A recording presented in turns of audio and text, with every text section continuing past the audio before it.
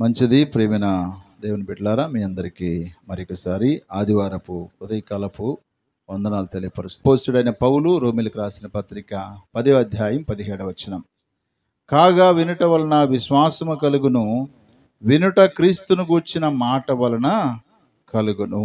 ప్రియులారా, ఇక్కడ చదువుకున్నటువంటి వాక్య భాగంలో రెండు విషయాలను జ్ఞాపకం చేస్తున్నాడు భక్తుడు. వినుట వలన ఏమొస్తుందంట? విశ్వాసం. ఇప్పుడు మనం అందరం విశ్వాసం కలిగి ఉన్నామంటే అర్థం ఏంటంటే, మనం విన్నాం కాబట్టి. ఏం విన్నాం? మనము దేవుని వాక్యాన్ని విన్నాం, యేసయ్యను గురించి మాటలు విన్నాం. అందుకోసమే మన లోపల ఏమొచ్చింది? విశ్వాసం వచ్చింది. అవునా కాదా? విశ్వాసం లేకుండా దేవునికి ఇష్టలయ్యుండుట అసాధ్యం అని హెబ్రీ పత్రిక 11:6లో మనం చూస్తాం. విశ్వాసం కలిగి మనం బ్రతుకుచున్నప్పుడు, లేక దేవుని మాటలు విని విశ్వాసం అని మనలోకి వచ్చిన తర్వాత, ఈ విశ్వాసం ద్వారా మనము దేవునికి ఏమవుతామనే విషయాన్ని ఈ రోజున మనం ధ్యానం చేయాలని నాకు దేవుడిచ్చినటువంటి ప్రేరేపణలో ఈ మాటలు నేను సిద్ధపరిచి మీ ఎదుటికి తీసుకొచ్చాను.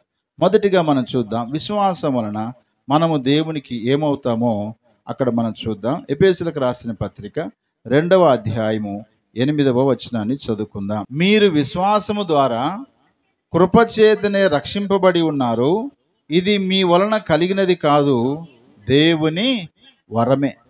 ఇక్కడ మనం గమనించినట్లయితే యేసుక్రీస్తునందు విశ్వాసం ఉంచుట ద్వారా మనం ఏమవుతున్నాము? దేవుని కంటే రక్షింపబడిన వారం అవుతున్నాము. చాలామంది జీవితాల్లో రక్షణ పొందావంటే అప్పుడెప్పుడు రక్షణ పొందానంటారు. వాస్తవంగా రక్షణ అంటే ఏంటంటే, ఒకే ఒక మాటలు చెప్పాలంటే, ప్రభువైన యేసుక్రీస్తు నా కొరకై చనిపోయాడు, నా కొరకై సమాధి చేయబడ్డాడు, నా కొరకై తిరిగి లేచాడు, నా కొరకే మరలా తిరిగి రానయ్యున్నాడు అని ఎవరైతే నమ్ముతారో, యేసే దేవుడు, యేసు దేవుని కుమారుడు, యేసే ప్రభువు, యేసే క్రీస్తు అని ఎవరైతే నమ్ముతారో దాన్ని ఏమంటారంటే రక్షణ అంటారు. ఈ రక్షణ పొందిన వ్యక్తి జీవితంలో ఆటోమేటిక్గా నెక్స్ట్ రావాల్సిన పని ఏంటంటే మారు మనసు రావాలి. అంటే ప్రభువుని నేను నమ్ముకున్నాను కాబట్టి నా జీవితంలో ఇలా ఉండాలి, ఇలా ఉండకూడదు అనేది గ్రహింపు తీసుకొచ్చుకొని తనలో ఉపయోగపడనివి, దేవునికి ఆయాసకరమైన వాటిని అన్నిటిని కూడా ఒక్కొక్కటిగా తీసేసుకోవాలి. ఉదాహరణకి ఒక చెట్టును చూద్దాము. ఆ చెట్టును వేసినప్పుడు పనికిరానివన్నీ మొలిచినాయి అనుకో, పనికిరాని అన్నీ వచ్చినాయి అనుకో, అప్పుడు మనం ఏం చేస్తాం? వాటిని కట్ చేస్తామా లేదా? ఒకవేళ కట్ చేయకపోతే ఆ చెట్టు పెరుగుద్దా? పెరగదు. అలాగే దేవుని నమ్మిన తర్వాత, రక్షణ పొందిన తర్వాత ఆటోమేటిక్గా మారు మనసు అనేది వస్తుంది. మారు మనసు వచ్చిన తర్వాత సంఘం ఎదుట లేక బహిరంగంగా యేసు ప్రభు నా దేవుడిని అంగీకరించడాన్ని బాప్టిజం అంటారు. బాప్టిజం పొందిన తర్వాత మనం ఏమవుతున్నామంటే దేవుని బిడ్డలుగా మార్చబడుతున్నాం. కాబట్టి ప్రియ దేవుని బిడ్డలారా, గమనించండి, మీరు విశ్వాసం ద్వారా రక్షింపబడి ఉన్నారు. ఏంటి మన విశ్వాసము అంటే, రోమిలకు రాసిన పత్రిక 10వ అధ్యాయము 8-9 వచనాలు. అదేమని చెప్పుచున్నది? వాక్యం మీ యొద్దను మీ నోటను మీ హృదయంలోనూ ఉన్నది, అది మేము ప్రకటించు విశ్వాస వాక్యమే. అదేదనగా, యేసు ప్రభు నీ నోటితో ఒప్పుకొని దేవుడు మృతులలో నుండి ఆయన లేపినని నీ హృదయమందు విశ్వసించిన ఎడల నీవు రక్షింపబడదువు. ఎలయనగా, నీతి కలిగినట్లు మనుషుడు హృదయంలో విశ్వసించును, రక్షణ కలుగునట్లు నోటితో ఒప్పుకొనును. ఏమనగా, ఆయన యందు విశ్వాసముంచు వాడెవడును సిగ్గుపడడని లేఖనము చెప్పుచున్నది. యూదుడని గ్రీసు దేశస్థుడని భేదము లేదు, ఒక్క ప్రభువే అందరికీ ప్రభు అయ్యుండి తనకు ప్రార్థన చేయవారు అందరి ఎడల కృప చూపుటకు ఐశ్వర్యవంతుడై ఉన్నాడు అనేటువంటి మాటను మనం చూస్తున్నాం. కాబట్టి ప్రియ దేవుని బిడ్డలారా, మన విశ్వాస వాక్యము ప్రభువైన యేసుక్రీస్తు వారే. యేసుక్రీస్తు వారిని ఆయన దేవుడు మృతుల్లో నుంచి ఆయన లేపాడని మన హృదయంలో విశ్వసించినప్పుడు మనం రక్షింపబడ్డాం. రక్షింపబడిన ప్రతి ఒక్కరిని ఏమంటున్నారంటే విశ్వాసం చేత రక్షింపబడ్డారు. విశ్వాసం లేకుండా ఎవరు రక్షింపడరు. ఉదాహరణకి రాహాబు ఉంది కదా, రాహాబు ముందు రక్షింపడ్డదా లేకపోతే విశ్వాసం కలిగి ఉన్నదా? ఫస్ట్ మొదట విశ్వాసం వచ్చింది, తర్వాత ఆమె రక్షింపబడ్డది. ఎలాగంటే, దేవుడు మీ పట్ల ఈ కార్యాలు చేస్తాడు అని నమ్మింది ఆమె. అంటే ఆమెకు విశ్వాసం వచ్చింది. ఆ మీదట పట్టణాన్ని పాడు చేస్తున్నప్పుడు ఆమె కుటుంబం కాపాడబడింది. కారణం ఏంటంటే తర్వాత రక్షణ వచ్చింది. అయితే క్రైస్తవ జీవితంలో మొదట రక్షణ రావాలి. ఓకేనా? మొదట ఏం రావాలి? రక్షణ తర్వాత మారు మనసు వస్తుంది. అవునా కదా? మారు మనసు వచ్చినాక బాప్తీసం పొందుతాం. అంటే మన జీవితాల్లో చాలా విలువైంది ఏంటంటే విశ్వాసం వలన మనము దేవునికి ఏమవుతున్నామంటే రక్షింపబడిన వారం అనేటువంటి నిర్ధారణ జరుగుతుంది. ఏంటంటే రక్షింపబడినామనే నిర్ధారణ ఎలా వస్తుందంటే విశ్వాసం ద్వారానే వస్తూ ఉంది. అందుకని మన జీవితాల్లో విశ్వాసం అనేది చాలా అమూల్యమైనది అనే సంగతిని మనం జ్ఞాపకం చేసుకున్నాం. రెండవ విషయాన్ని మనం గమనిస్తే గలతీయులకు రాసిన పత్రిక 2వ అధ్యాయము 15-16 వచనం చదువుదామా. మనము జన్మము వలన యూదులమే గాని అన్యజనులలో చేరిన పాపులము కాము. మనుషుడు యేసుక్రీస్తునందలి విశ్వాసం వలనే గాని ధర్మశాస్త్ర సంబంధమైన క్రియల మూలముగా నీతిమంతుడిగా తీర్చబడని ఎరిగి మనమును ధర్మశాస్త్ర సంబంధమైన క్రియల మూలముగా కాక క్రీస్తునందలి విశ్వాసం వలననే నీతిమంతులమని తీర్చబట్టకై యేసుక్రీస్తు నందు విశ్వాసముంచి ఉన్నాము. ధర్మశాస్త్ర సంబంధ క్రియల మూలమున ఏ శరీరియు నీతిమంతుడని తీర్చబడ్డ కదా, కాగా మనము క్రీస్తునందు నీతిమంతులమని తీర్చబడటకు వెదకుచుండగా మనము పాపులముగా కనబడిన యెడల ఆ పక్షమందు క్రీస్తు పాపమునకు పరిచారకుడు ఆయన అట్లనరాదు. ప్రియమైన దేవుని బిడ్డలారా, ఇక్కడ గమనించినట్లయితే పౌలు భక్తుడు ఇక్కడ మాట్లాడుతున్నాడు, దేవుని నమ్ముకున్న యూదా ప్రజలతో మాట్లాడుతున్నాడు. యూదా ప్రజలు ఎలాంటి వారంటే ధర్మశాస్త్రం ప్రకారం అయితేనే మనం నీతిమంతులం అవుతాం. ఒకప్పుడు పౌలు భక్తుడు కూడా ధర్మశాస్త్రానికి లోబడిన వాడే. ధర్మశాస్త్రం అంటే పంచకాండాలు ఉన్నాయి కదా, 5 కాండాలు ఉన్నాయి కదా. ఏమేంటవి? ఆదికాండము, నిర్గమకాండము, లేవియ కాండం, సంఖ్యాకాండం, ద్వితీయోపదేశం. ఈ 5 కాండాల్లో ఉన్న విషయాలు మాత్రమే వారు ఒప్పుకుంటారు. వాటి ద్వారా ఏమైతే చెప్పబడిందో అవి చేస్తేనే నీతిమంతులుగా తీర్చబడతారు యూదులకు.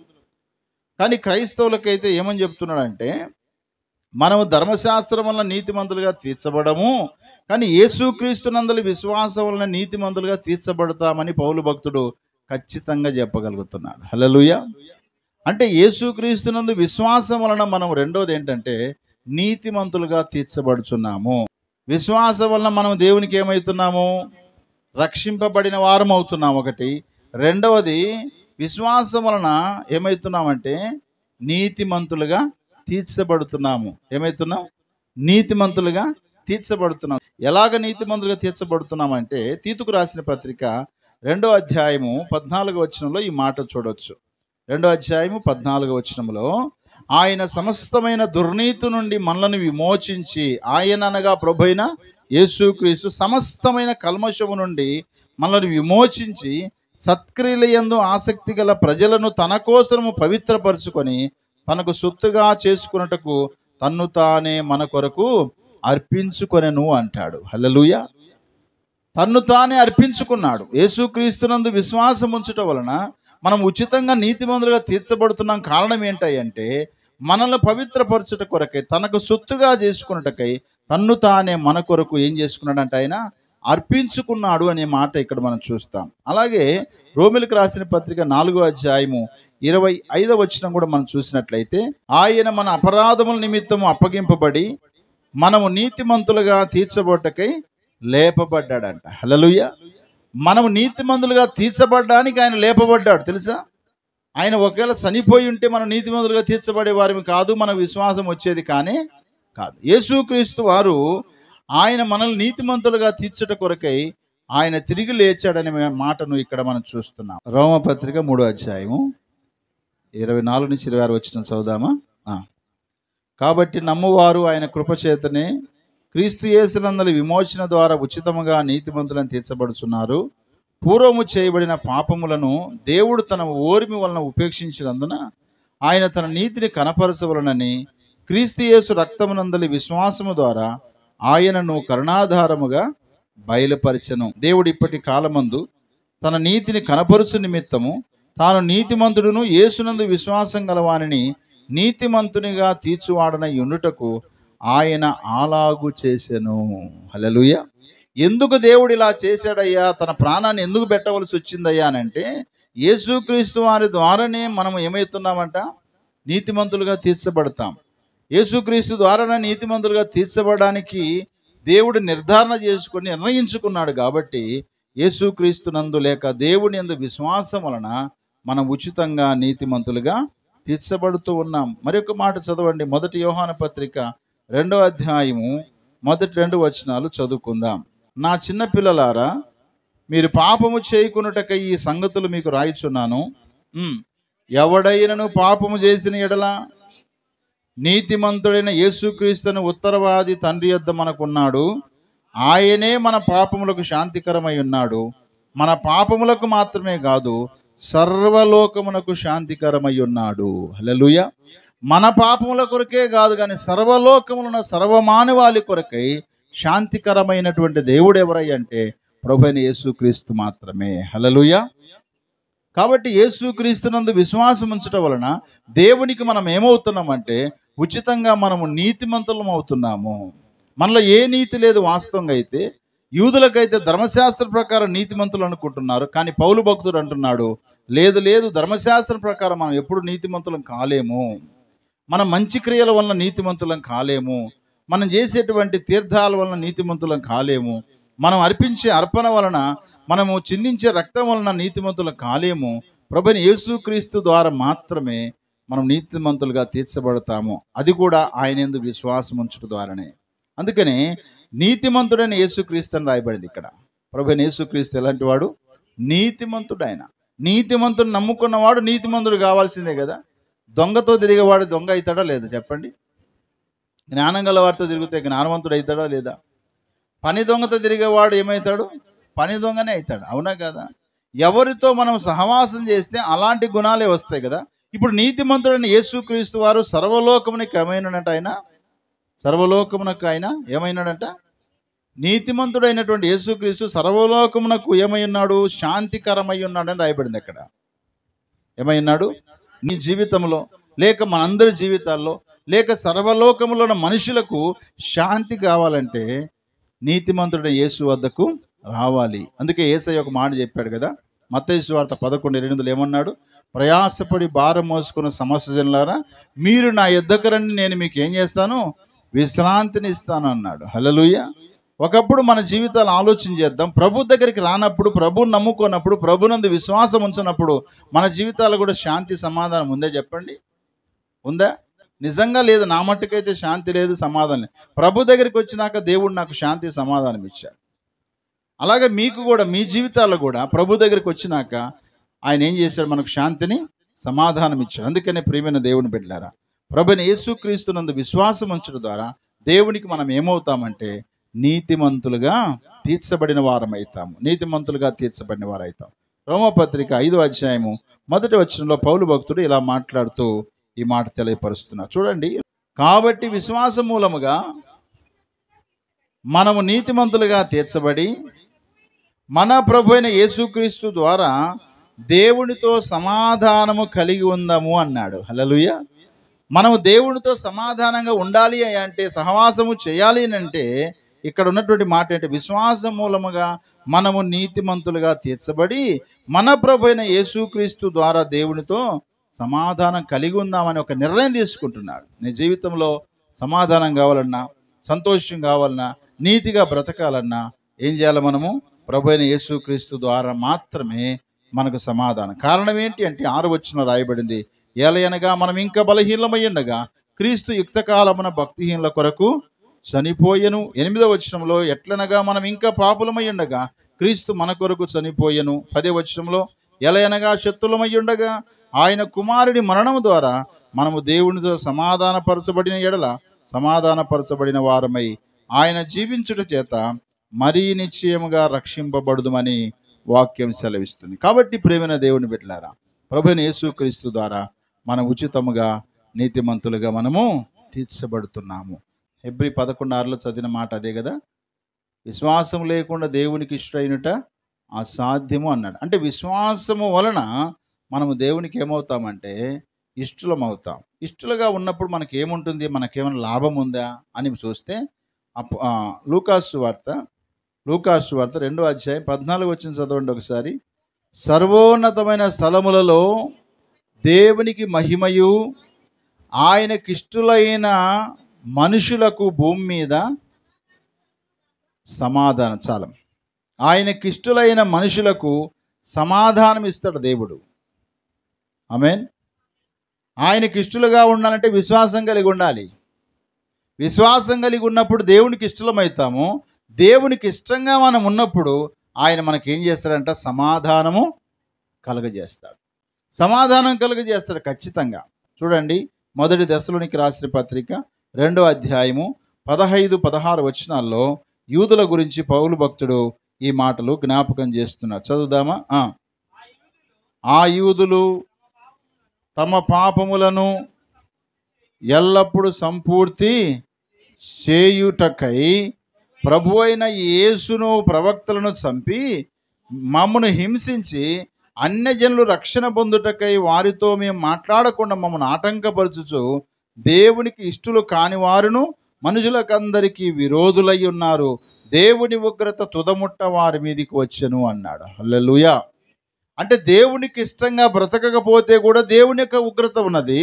దేవునికి ఇష్టంగా బ్రతుకుతేమో దేవుని యొక్క సమాధానము మనకు ఉంటుంది. ఇక్కడ పౌలు భక్తుడు చెప్తున్న మాట ఏంటంటే, అయ్యా ఇదిగో ఫలాని యూదులు అయినటువంటి మన వాళ్ళు అందరూ ఏం చేశారు? ప్రభువైన యేసు యొక్క ప్రవక్తలను, ఆయన శిష్యులను, చివరికి మమ్మల్ని కూడా అన్యజనులు రక్షణ పొందకుండా ఉండలాగిన ఆటంకపరచుచు వాళ్ళు ఏం చేశారంట? దేవునికి ఇష్టలు కాని వారిగా బ్రతికారు.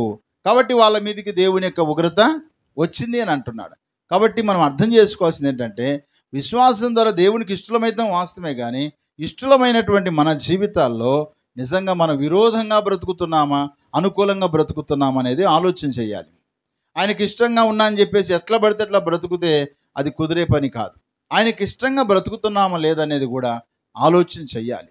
రక్షింపబడ్డాము, అయిపోయింది, నీతిమంతులు తీర్చబడ్డాం, దేవుని బిడ్డలని చెప్పబడుతున్నాం, ఇక దేవునికి ఇష్టంగా ఉన్నాములే అని అనుకొని మనం మభ్యపెట్టుకోకూడదు. కానీ ఎప్పటికప్పుడే మనము ఆలోచన చేసుకోవాలా, దేవునికి ఇష్టంగా ఉన్నానా లేదా. ఒకవేళ దేవునికి ఇష్టంగా ఉంటే దేవునికి సమాధానం ఇస్తాడు, దేవునికి శాంతిని ఇస్తాడు, దేవునికి మేలు చేస్తాడు. లేకపోతే సరైనటువంటి విధానం ఉండదు. అప్పుడే నువ్వు అర్థం చేసుకోవాలా, నేను ఎక్కడో తప్పిపోయాను. బైబిల్లో తప్పిపోయిన కుమారుడు ఉన్నాడు కదా. తప్పిపోయిన కుమారుడు తండ్రి దగ్గర ఉన్నప్పుడు ఎలా ఉన్నాడు? చాలా సంతోషంగా ఉన్నాడు, సమాధానంగా ఉన్నాడు, మరి తన జీవితంలో ఏది కొదవలేని వాడిగా ఉన్నాడు. కానీ తండ్రి దగ్గర నుంచి వెళ్ళిపోయిన తర్వాత, అన్నీ కోల్పోయిన తర్వాత తనకు సమాధానం వచ్చిందని చెప్పండి. తండ్రికి ఇష్టంగా బ్రతకలేదు, తండ్రి దగ్గర బ్రతకలేదు, తండ్రి దగ్గర నుంచి ఎక్కడికో పారిపోయాడు, అక్కడ దుర్వ్యాపారం చేశాడు. చివరికి తన జీవితం అంతా ఏమనుకున్నాడంటే ఇక చావే శరణం అన్నట్టుగా ఉండి చివరి దశలో అనుకున్నాడు, తండ్రి యొద్దకు పోదామనుకున్నాడు. వానికి బుద్ధి వచ్చింది. బుద్ధి వచ్చినప్పుడు తండ్రి దగ్గరికి పోవాలనుకున్నప్పుడు ఆటోమేటిక్గా తండ్రి దగ్గరికి వస్తున్నాడు. తండ్రి ఇష్టపడి అతన్ని ప్రేమించి కౌగిలించుకొని ముద్దు పెట్టుకొని తనకి వస్త్రాలు తొడిగించి కదా, తనకు నూతన వస్త్రాలు వేశాడు, నూతన చెప్పులు వేశాడు. అలాగే వధ చెల్లించి లేకపోతే ఒక కోడెదూడను కోసి అందరికి విందు చేసి సంతోషించే కారణం ఏంటంటే, దేవునికి ఇష్టం లేని బ్రతుకులో నుంచి ఇష్టం కలిగిన బ్రతుకులోకి తప్పిపోయిన కుమారుడు వచ్చాడు. కాబట్టి ప్రియులారా, మనం కూడా ఎప్పుడు తప్పిపోయిన కుమారుడు ఎలాగైతే పరీక్ష చేసుకొని పరిశీలించుకొని తండ్రికి ఇష్టంగా బ్రతకడానికి ఇష్టపడి తిరిగి వచ్చాడో, మళ్ళా తిరిగి ప్రభు దగ్గరికి వస్తున్నప్పుడు నిజంగా మనం ఆయనకి ఇష్టలం అవుతాం.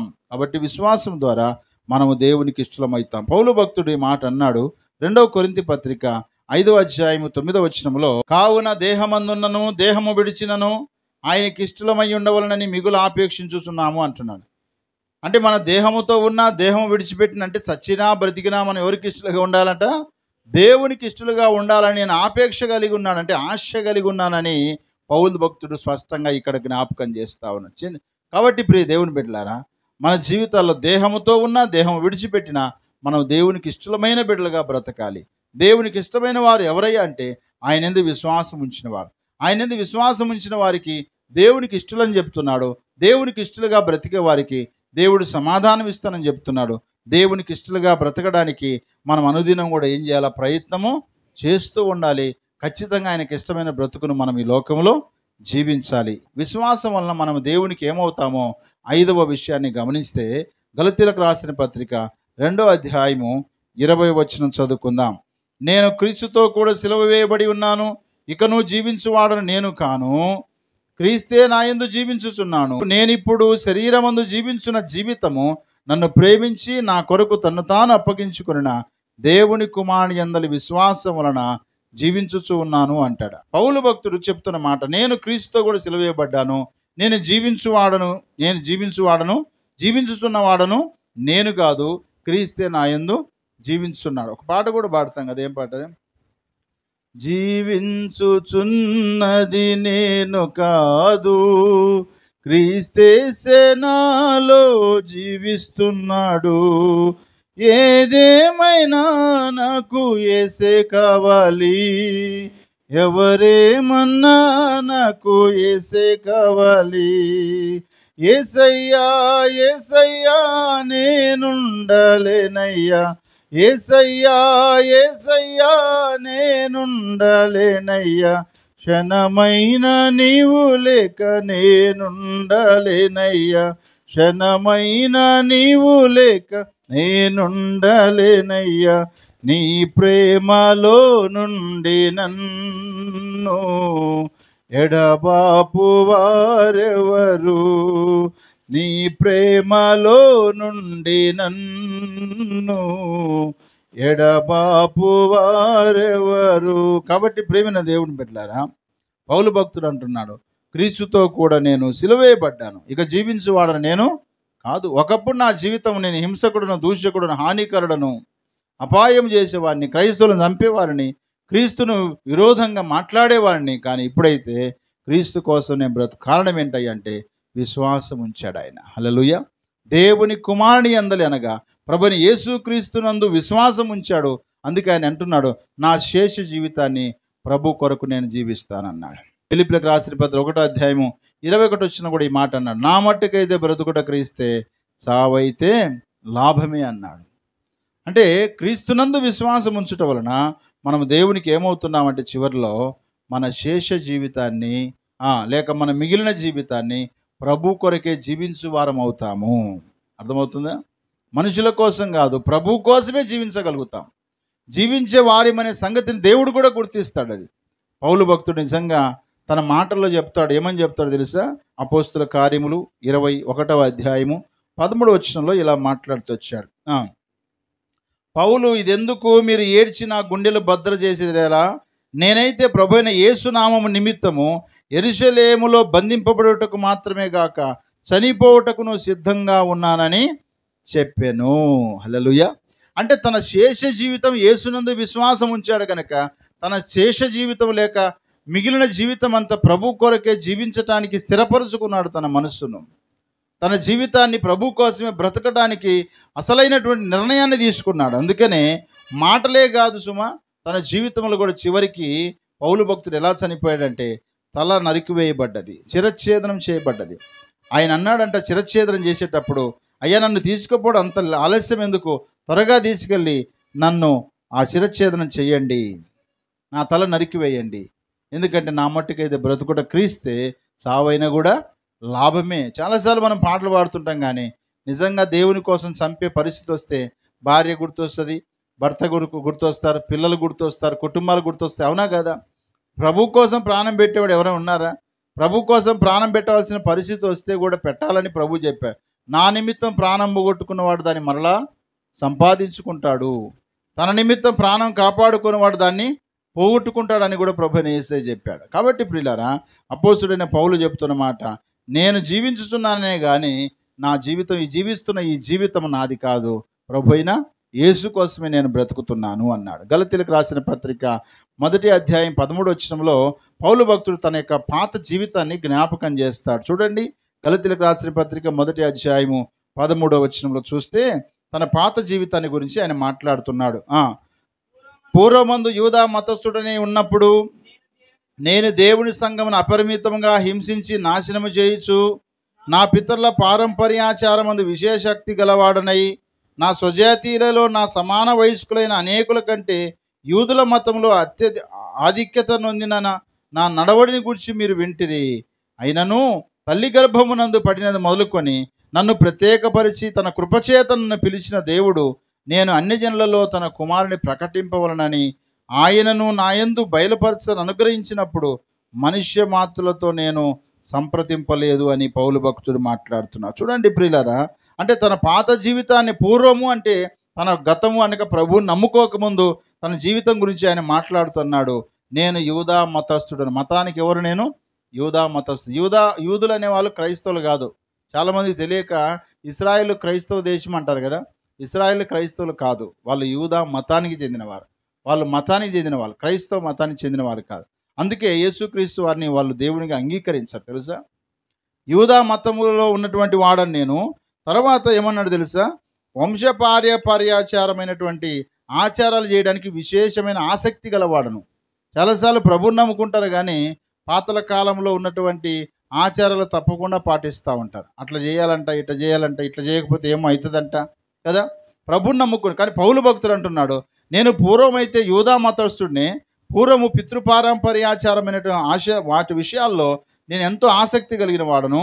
అలాగే నాతోటి వయసు కలిగినటువంటి వారు అందరికంటే కూడా ఆధిక్యత కలిగినటువంటి నేను, నన్ను దేవుడు నా తల్లి గర్భములో ఏం చేశాడు, పడినది మొదలుకొని నన్ను ప్రత్యేకపరుచుకున్నాడు, తన కృపచేత నన్ను పిలుచుకున్నాడు, అన్యజనుల్లో యేసుక్రీస్తుని గురించి ప్రకటించట కొరకే అని పౌలు భక్తుడు మాట్లాడుతూ వచ్చాడు. 1 తిమోతి పత్రిక 1వ అధ్యాయం 12 నుంచి 15 వచనాలు కూడా చూస్తే, ఓ తిమోతి, నేను పూర్వము హింసకుడును, దూషకుడును, హానికరుడను అయినను ఆయన నన్ను కనికరించాడు అని అంటాడు. చదవండి ఆ మాట. పూర్వము దూషకుడను, హింసకుడను, హానికరుడనైనా నన్ను తన పరిచర్యకు నియమించి నమ్మకమైన వానిగా ఎంచినందుకు నన్ను బలపరిచిన మన ప్రభువు అయిన క్రీస్తు యేసునకు కృతజ్ఞునై ఉన్నాను అంటున్నా. హల్లెలూయా. పూర్వం నా బ్రతుకు ఇలాంటిదయ్యా తిమోతి పౌలు భక్తులు చూసినప్పుడు చాలా ఆనందం ఉంటుంది ఆయనకి. ఎందుకంటే ఆయన పెద్ద పాస్టరు, నేను చిన్న పాస్టర్. ఆయన దగ్గర నేను ట్రైనింగ్ తీసుకుంటున్నానని చాలా సంతోషపడతా. కానీ పౌలు భక్తుడు ఏమన్నా తెలుసా, ఓ తిమోతి, నువ్వు అనుకున్నంత మంచోడిని నేను కాదు. నా గత జీవితము బహు భయంకరమైనది.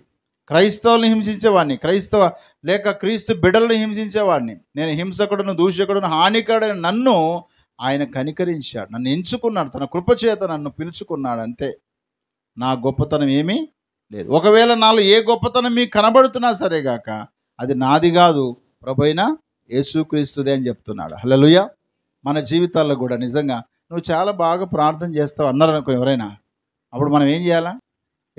దేవునికి స్తోత్రం చెప్పాలంతే. దేవునికి స్తోత్రం చెప్పాలి. నేను ఇలా ప్రార్థన చేస్తున్నానంటే, ఇలా పాడుతున్నానంటే, ఈ స్థితిలో నేను ఉన్నానంటే కేవలం దేవుని కృపయే. పౌలు భక్తుడు మేము ఏమై ఉన్నాము అది దేవుని కృపయే అన్నాడు కదా.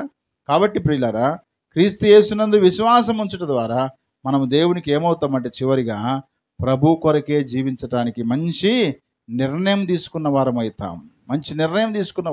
ఎంతవరకు ప్రభు కొరకు బ్రతుకుతావంటే నా జీవిత కాలం అంతా అంటాం కదా. ఇంత నిర్ణయం ఎలా తీసుకోగలిగామంటే ప్రభు అయిన యేసుక్రీస్తునందు విశ్వాసం ఉంచడం ద్వారానే. కాబట్టి పౌలు భక్తుడు చివరిలో ఇలాంటి బ్రతుకు ప్రభు కోసమే బ్రతకాలని తీర్మానం చేసుకున్న పౌలు భక్తుడు తనకేమైనా ఫలితం ఉందా అని అంటే ఆ ఫలితం గురించి కూడా తిమోతితో మాట్లాడుతూ ఈ మాట అన్నాడు. 2వ తిమోతికి రాసిన పత్రిక 4వ అధ్యాయము 8వ వచనంలో పౌలు భక్తుడు ఈ మాట మాట్లాడుతూ తిమోతికి చెప్పాడు. చదవండి ఆ మాట. ఇక మీదట నా కొరకు నీతి కిరీటం ఉంచబడి ఉన్నది, ఆ దినమందు నీతి గల న్యాయాధిపతి అయిన ప్రభువు అది నాకు మాత్రమే గాక తన ప్రత్యక్షతను ఆపేక్షించంటే తన రాకడ కొరకు ఎదురు చూసే వారికి కూడా ఏం చేస్తాడంట, ఆయన అనుగ్రహిస్తాడంట. హల్లెలూయా. అంటే ప్రభు కొరకు నా జీవితాన్ని సమర్పించుకుంటున్నాను, ఇక నా కోసం నీతి కిరీటం ఉంచబడింది, నేను మరణించబోతున్నాను, అది నా కోసమే కాదు, ప్రభు రాకడ కొరకు ఎదురు చూస్తూ విశ్వాసంగా బ్రతుకుతుంది మీకు కూడా ఏం చేశాడంట దేవుడు. అందుకే మన పాత జీవితాన్ని వదిలిపెట్టుకొని ప్రభు కోసం జీవించాలని ఒక మంచి నిర్ణయంతో మన జీవితం కొనసాగిస్తున్నప్పుడు చివరికి మనకు వచ్చే ఫలితం ఏంటంటే, మనకు మరణించిన తర్వాత క్రీస్తు యేసు అనే న్యాయాధిపతి దగ్గర మనకేమొస్తుందంట, నీతి కిరీటం ఇవ్వబడుతుంది. హల్లెలూయా. నీతి కిరీటం ఇస్తాడు దేవుడు, నీతి కిరీటం ఇస్తాడు. నీతి కిరీటం సంపాదించుకోవడానికి, నిజంగా జయించువానికి నేను జీవ కిరీటం ఇస్తా అని చెప్పాడు కదా. ఇక్కడైతే ఆయన కోసమే బ్రతికి, సాక్షిగా బ్రతికి ఈ లోకంలో మరణిస్తే, ప్రభు కోసమే మరణిస్తే అన్ని పరిస్థితులలో ఒక రోజున దేవుడు మన కోసం నీతి కిరీటాన్ని పెట్టాడు. కాబట్టి ప్రియమైన దేవుని బిడ్డలారా, ఈ 5 విషయాలు మన మనసులో పెట్టుకుందాం. 1, విశ్వాసం ద్వారా మనం దేవునికి ఏమవుతామంటే రక్షింపబడిన వారం అవుతాం. 2వది, మనము నీతిమంతులం అవుతాం. 3వది, దేవుని పిల్లలం అవుతాం, లేక దేవుని కుమారులం అవుతాం. నాలుగవది దేవునికి ఇష్టలమవుతాం. ఐదవదిగా మన శేష జీవితాన్ని ప్రభు కొరకే జీవించు వారమని దేవుడు నిర్ధారణ చేసుకొని మనల్ని నడిపిస్తూ ముందుకు కొనసాగుతాడు. దేవుడు లాంటి కృప మనందరికీ సహాయం చేయనుగాక. ఆమేన్.